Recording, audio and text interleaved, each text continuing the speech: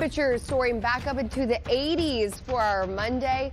Even warmer later in the week. I'll time it out for you coming up in just a warm week on tap for the kiddos as they're heading back to school. We're talking about the warmest week so far of the year.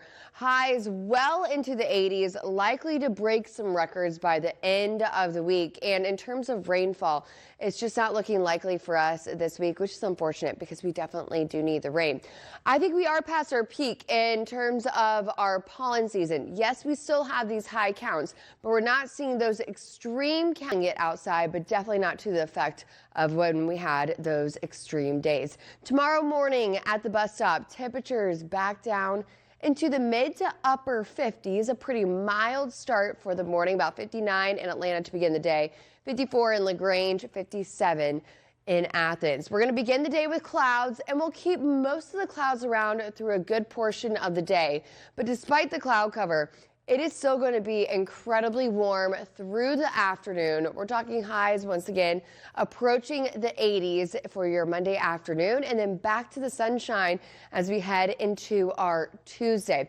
Temperatures close to the record highs each day this week. Now, the record high for our Monday is 86. Record high on Tuesday is 88. Wednesday is 87. I think we will be close Monday and Tuesday, but definitely by Wednesday and later into the week, likely to be at our record high or even higher than that. And that's all thanks to this big ridge of high pressure. That's just bringing in the warmth.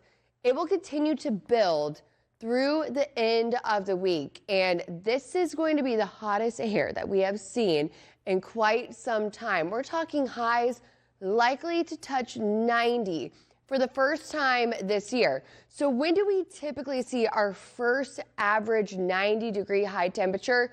That doesn't occur until June 2nd, although it has occurred as early as April 23rd.